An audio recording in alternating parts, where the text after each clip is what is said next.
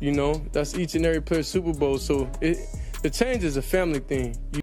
The drama surrounding Shedeur Sanders' rise in Cleveland has quickly become more than just a football story.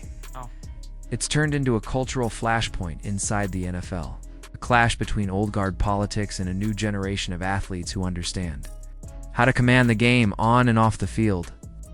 What should have been a preseason filled with optimism and highlight reels instead spiraled into a tense standoff after Browns owner Jimmy Haslam casually dropped one sentence that flipped the narrative. Upside down, he wasn't my pick. It wasn't just a remark, it was a test. And the way Shedeur handled it may have changed the course of his career forever. When Haslam delivered that jab, there was no reason for it. Shedeur had been lighting up the preseason, creating buzz and giving fans hope in a franchise notorious for quarterback disasters. Yet, instead of rallying behind his young passer, the owner decided to distance himself. Reporters smelled blood. They sharpened their questions, eager to bait the rookie into a defensive outburst or an arrogant slip-up that could be clipped into a viral headline. But when Shedeur stepped up to the podium, his delivery was cool, measured, and disarmingly calm. "I don't make picks. I play football," he said. No theatrics, no shade. Just a clean, decisive answer that left reporters fumbling. And in that moment, he didn't just dodge the trap. He flipped the spotlight back on those trying to control the narrative. This wasn't new for him. Shedeur Sanders has been navigating doubt and loaded questions since his high school days. Being Deion Sanders' son meant every move was under a microscope. Every success dismissed as nepotism. Every stumble magnified as proof he wasn't cut out for the spotlight. At Jackson State, at Colorado, and now in Cleveland. The whispers followed him, too cocky, too polished, too reliant on his father's name. Yet every time he answered with composure, clarity, and confidence. When training camp headlines tried to paint a routine day of soreness as an injury scare, Shedeur brushed it off with a calm correction. No injury, just hydration and stretching. No panic, no overreaction, just truth.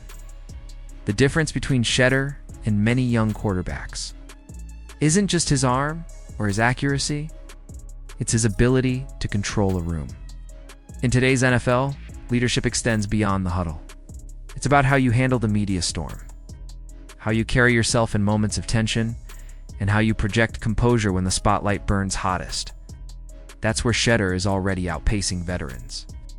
He treats interviews like defensive coverages, diagnosing traps before they develop, adjusting his tone like he would a protection scheme, and delivering responses that disarm the aggressor.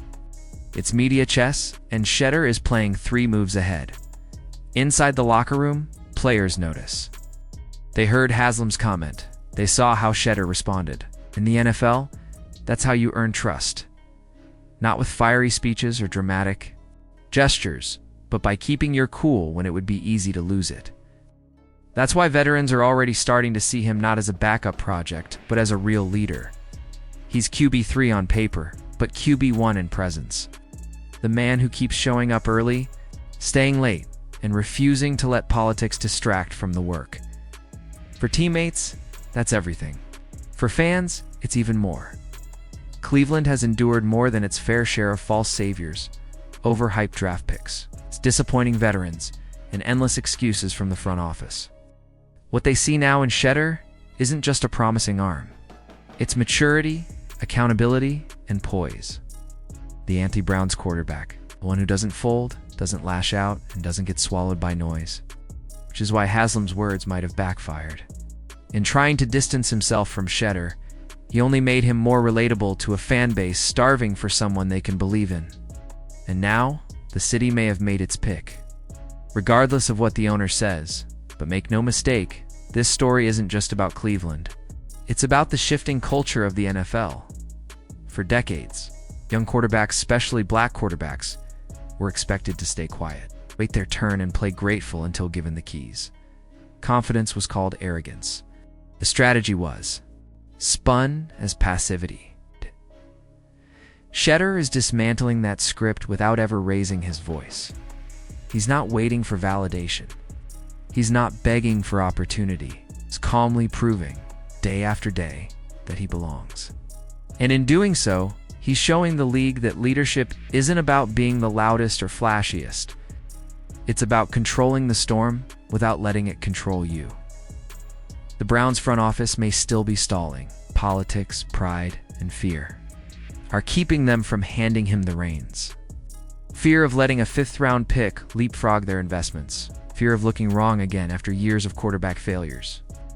But the reality is catching up to them. On the field, Shedeur is executing faster, minimizing mistakes, and building undeniable chemistry. Off the field, he's already carrying himself like the face of the franchise. Every day they delay, the pressure only builds from fans. From media, from the players themselves, because every incomplete pass by the starter becomes a question. Every Browns loss becomes an indictment. And eventually, the team won't be making a bold move by naming Shedeur QB1. They'll simply be catching up to reality. What makes this moment powerful is how calculated Shedeur has been. He isn't fighting for the job with bravado. He isn't demanding attention with theatrics. He's letting his preparation, poise, and precision do the talking. He doesn't just want to be a quarterback. He wants to redefine what it means to be one in this new NFL. That means leading on the field and commanding the narrative off it. That means showing you can be calm without being passive, confident without being arrogant, and patient without being invisible. At just 22 years old, he's already mastered it.